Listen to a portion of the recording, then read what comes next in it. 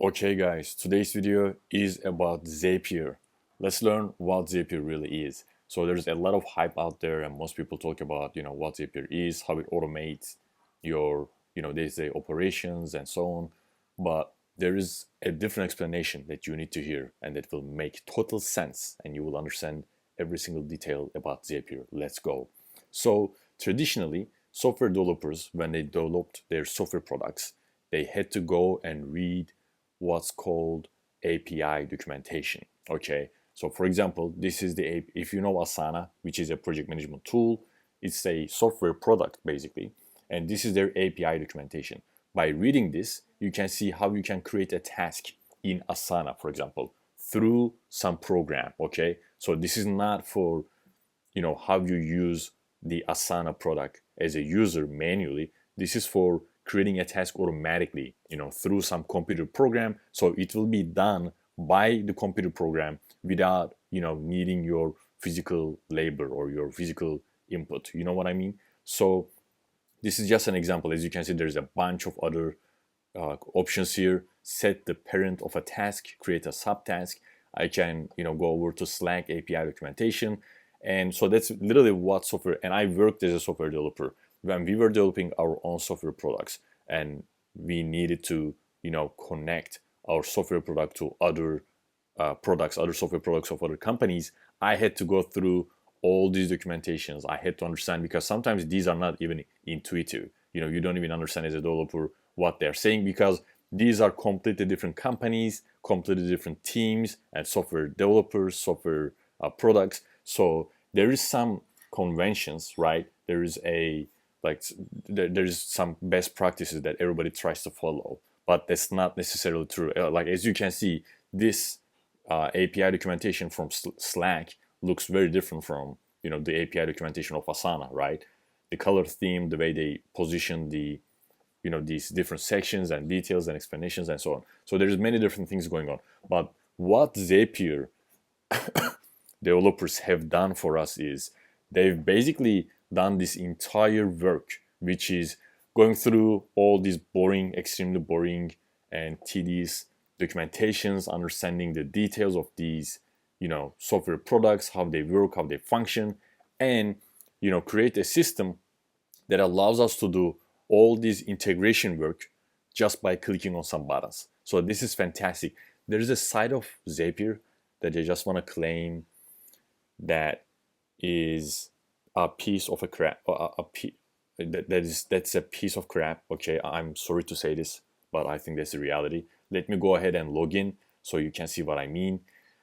So let's complete these login steps and it will make much more sense to you when I talk about, these other things. For example, every single time, so we use Zapier to set up automation solutions, okay? Most people who use Zapier just to set up some zaps. That's what they call these individual automation systems. Each of them is basically a zap. As you can see, we have many here. I actually need to clean up our account because a lot of these are kind of old. I need to delete them, turn them off, or update them, etc. So there's some work I need to do here. But most of us, a lot of Zapier users, they come here and they just set up automation. So they hit this create button, and then we need to click on the new zap. The new folder thing, they recently, it's not very recent, but for about 2 years or so, maybe even longer than that, they didn't have this feature where you could create folders like this. So they recently created or added this feature, which is incredibly useful and helpful because you can then create really nice structure. You can create a really nice structure like this, which helps you to find your zaps or categorize them, keep your account tidy. Because eventually, if you're running a big business with a fair amount of team members and clients, you will end up with a Zapier account like this, where you have just a bunch of zaps, and it's hard to keep track of every single operation going on here. So folders help with creating a nice organization on your account. Okay, let me go ahead and create a new zap. So every single time when I want to use Zapier, what I need to go through is, for example, I just hit that create button, but I want to go back to the Zapier, the previous screen that I was looking at, right? The previous web page that I was looking at. But it takes us all the way back to the home screen. And now from here, I need to click on the Zaps button again. So it's honestly, there is a side of it that is really boring, that feels like it's a piece of crap. I don't want to use it. But the core functionality of Zapier, which is setting up these integrations between different software products, works fine. Just because that core functionality functions okay, we still use it. That's the whole point. Otherwise, I would never look back and I would never want to use it again. So unfortunately, it's also really heavy. There's another automation platform called Make.com. It's actually really cool. It's another option out there which you can utilize.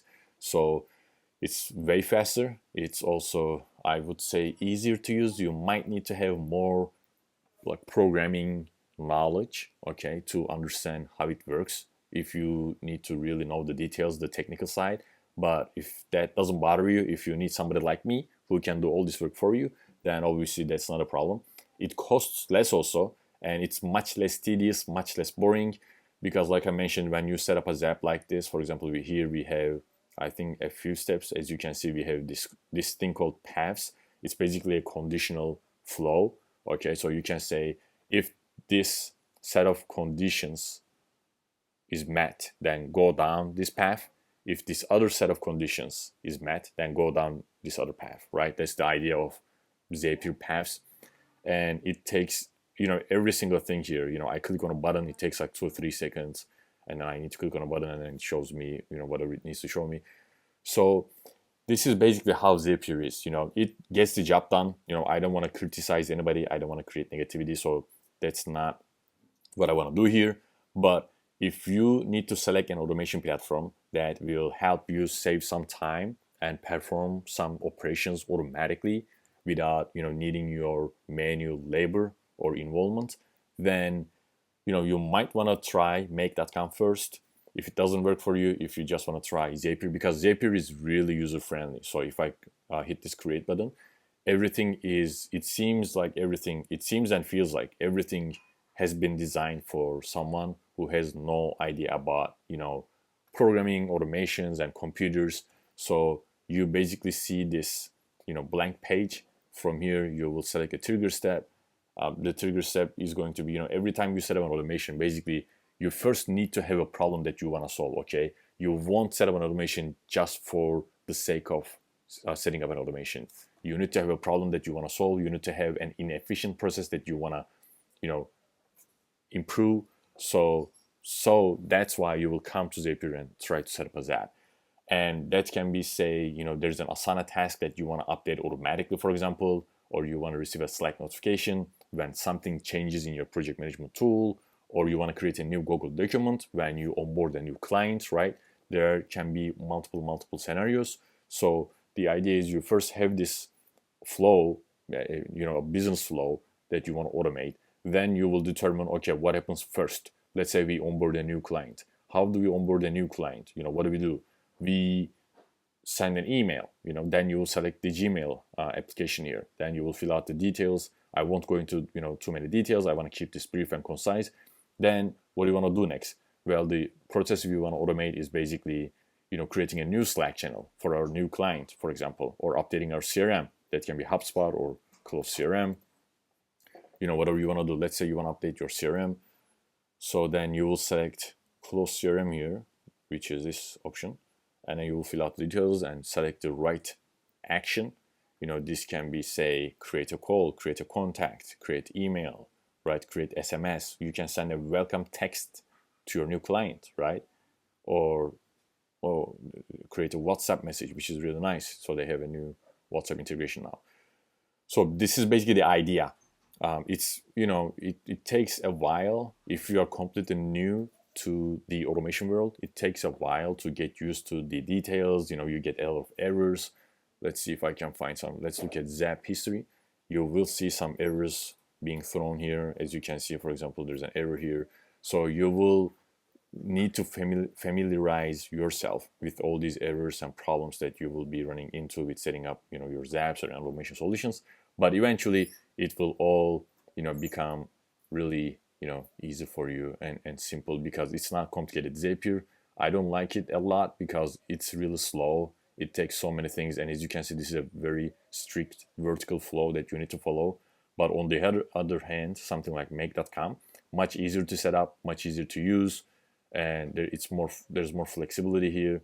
So you will just need to try, test things out, and go from there. If you don't want to waste your time, or if you're a busy business owner who need to get going ASAP with these systems, then you can let me know in the comment section below, and I would be happy to help out or see if I can help out.